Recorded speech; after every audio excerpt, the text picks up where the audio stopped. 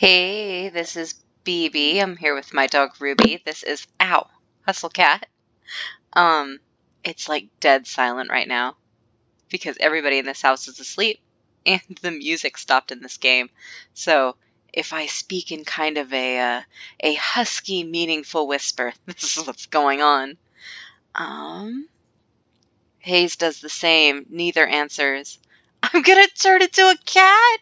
Oh, come on. Where's You broke us. Landry says, sorry, Avery. He says, maybe you can stop it. We don't know what causes the curse. Maybe if you talk to the others tomorrow. Avery says, yeah, okay, sure, why not? Let's have a whole cat council. We can invite Hash Browns, too. Is he also a person? I can see the fur between Hayes' shoulders raising on edge in a little ridge. Seeing that takes the wind out of my sails a little bit. The other night I let Ruby out. She can be off lead if she is closely supervised and also aware that I have a snack on me. So I let her out the front door at like midnight, and someone's trash can lid had blown into the front yard. And like, she didn't really react to it, but like all down her back, her fur was standing straight up. She was like, if that fucking lid tries it. But anyway, we say, yeah, all right, I'm too tired for this. This better be a weird dream or something, a weird work-induced hallucination. Was there some sort of substance, perhaps, in the shared breakfast this morning? Perhaps something of a hallucinogenic nature, and the whole day didn't actually happen. Landry says, sorry, Avery. Avery says, not listening to talking cats anymore. Bye. Oh, no. The sun's barely gone down, but I'm capital letter done with today. No shit, you think? This is too much. Don't forget the good food this time. The canned stuff. Did someone just say something? There's nobody here but Mochi. Oh, no.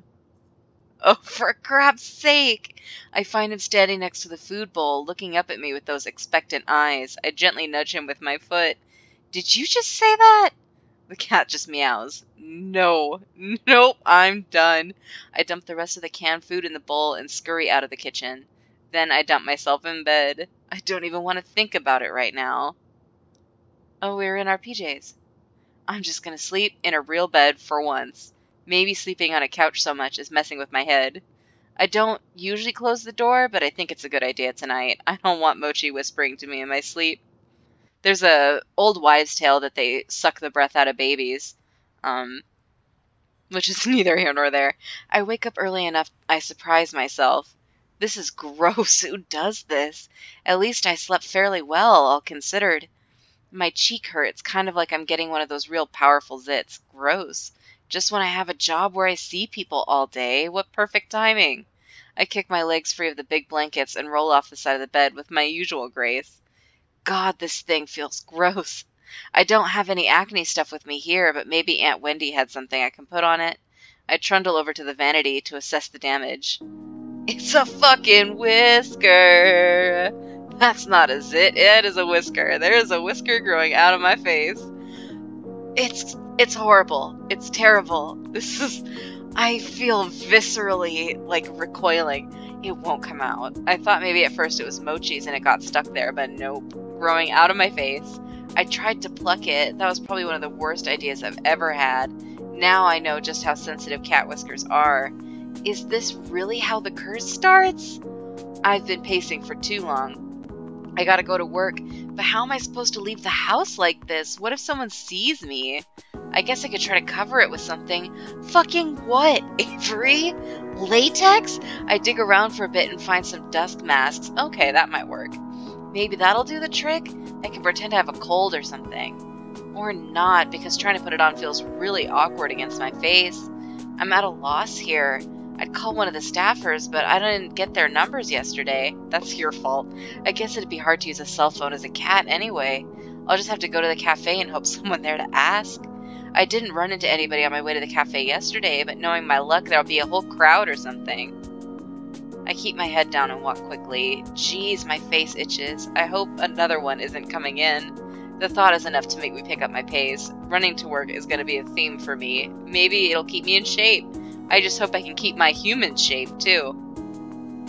No kidding. Who's going to look after Mochi if you're a cat? Why are there so many people milling around in front of the cafe today? This is exactly what I was dreading. It's like they showed... I don't know why I read that so weird. It's like they showed up specifically to look at the magical mutating cat person. As I approach the cafe, the whisker falls off like a dead leaf or something. Look at it, just flutter to the floor. I lean down and pick it up. If I hadn't seen it happen, I would have thought it fell off one of the cats. This is stupid. This is so stupid. You're right, Avery. You are absolutely right. My eyes start to sting. I can't tell if I should be mad or crying or both. This is just really, really stupid, and I don't want to deal with it. It's too fucking late now. You're a cat. You gotta deal. Oh, we're looking the other way now. I kick the door open with my foot, but it's actually pretty heavy, so it just sort of nudges open. Where the hell is Graves? Looks like most of them are already here. They're already setting the table for breakfast. Like this is just a regular normal day where nobody grows cat whiskers. Landry says, "Oh, Avery! I don't think he's in yet. What's the matter?" This is the matter! This whole dumb situation. He probably can't see the whisker I'm waving around, but I don't care. He knows what I'm talking about. "Oh, is that yours?" says Finley. "What kind of cat are you?" "I'm not any kind of cat. I am a people. I can't believe this." Ree says, "Oh, come on, Avery. You should have known this was gonna happen. Don't fucking victim blame me, you son of a bitch. I'll fucking kill you. How the hell was I supposed to know?" Ree says, "Sounds like someone here didn't read their contract. The safe areas and other tips are mentioned in the welcome pamphlet." "What contract? You signed some paperwork when you started, right?" "Yeah, well..." "I feel like it doesn't matter. That's something you should say out loud. How can you be so chill about this? We work for an evil dungeon lord who's turning us all into cats." Finley says, "I don't think they're called dungeon lords." Landry says, "Avery, none of us are happy about it either. We're doing what we can. If none of you are fucking happy about it and you saw someone come in for a job and you didn't mention it, you're fucking complicit, my dude." "There's gotta be more you could be doing," we say. "Where is Graves?" Landry says, "He may be upstairs, but I don't know. I remember hearing Graves going up some creaky steps yesterday. Maybe that's his office or something? Whatever it is, that room's gonna be missing a door after I kick it off its hinges." "Yeah, Avery, fuck it up!" I storm towards the back of the cafe. The steps must be back here somewhere. Hayes and Mason are in the kitchen. I forget Hayes is so tall. Hayes is gawking, and even Mason's got an eye on me. "Avery, where are you going?" "I've had enough of this. I gotta give him a piece of my mind." "What? This curse crap."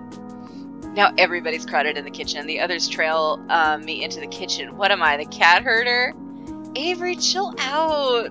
"We aren't all mad about it," says Finley. "Most of us signed up for it on purpose. It's done some good things for some of us." "How? You know what? I don't even want to know." Avery says, "Well, I'm mad about it. I'm mad as hell, and I'm not going to take it anymore. Turning into a cat won't do jack for me." Landry says, "I know you're mad, but it's not Graves' fault. He does a lot to help us." "If it's not Graves' fault, who the fuck's fault is it, Landry? Who the fuck? Whose fault? Whose fault? It didn't just happen, okay? This isn't some accident that you stumbled into. He made you, he didn't make you, he had you sign a contract that he knew was gonna turn you into a fucking cat and didn't utter a word to your face, okay?" "Okay, that sounds like it's at least 80% his fault. I will give you some leeway, but bare minimum 80. We owe him." "I don't owe him a damn thing," we say. Finley says, "Seriously, Avery, shouting at our boss isn't going to change anything. You're fucked now, dude. You're fucked now. There's nothing you can do about it right now. Let's just sit down and talk about it." I'm outie. I can quit. "Yeah?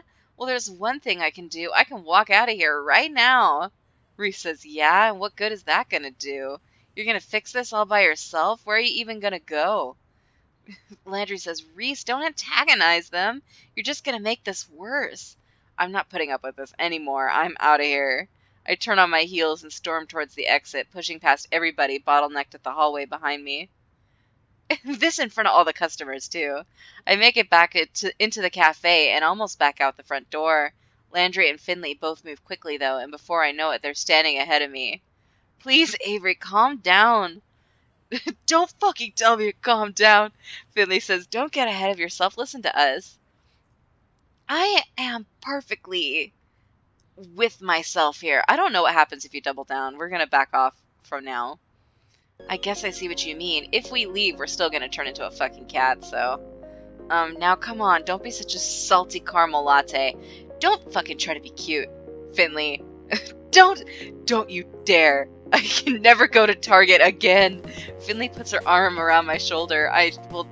Truly this is a quarantine mood. I try shrinking away, but she just redoubles her efforts. Respect my no bodily contact without consent, unacceptable. I've never had someone be so forceful about comforting me. Finley says, you like donuts, right? How about jelly donuts? What does that have to do with anything, we ask. I think it's time to show you that this cat curse isn't all bad.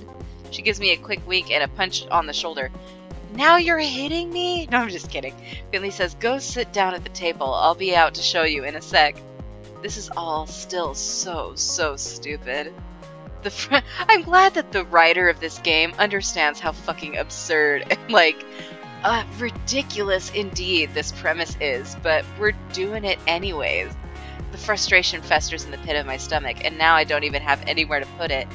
I feel another hand slap me gently between the shoulder blades. What is it with these people? This time it's Mason. Didn't eat yet, right? Oh yeah, exactly. I'm cranky because I didn't eat. That's my problem. We say, no! I've been freaking out about this all morning. How am I supposed to eat? She doesn't lift her hand. I feel like a weight on my back. Stop sulking and sit down. Eat. Is that a comfort or a threat? Good food calms you down, she says. She gives me a firm but gentle push towards the dining area. It's like being scooted forward by a steel pillar. It shouldn't be so attractive, but it is. I guess I might as well go sit down. I return to the front of the cafe and flop down in the chair at the head of the tables. After all that following everybody was doing before, nobody's bothered to come back out yet. Maybe they think I could use the space to cool off. It feels a little like I'm in timeout. You probably are. First out of the kitchen is Hayes, of all people. He tiptoes up and delicately sets a small teacup down in front of me. It's chamomile and lavender tea, he says. It can help with stress. I drink it sometimes when I am overwhelmed, too. Hayes flinches a bit when I look up at him. I pick up the teacup and hold it to my face. It smells lovely, at least. He looks at me with his eyebrows upturned until I take a sip.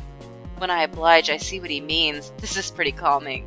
I let out a deep sigh. I can feel my shoulders slump a bit. What did you do to it? Hayes seems relieved that I've approved. He takes it as permission to sit and takes a seat next to me. You know I get anxious a lot. No, really? You probably guessed that though, huh? Some things help me out, like the tea, but I think the thing that helps me out the most is being a cat.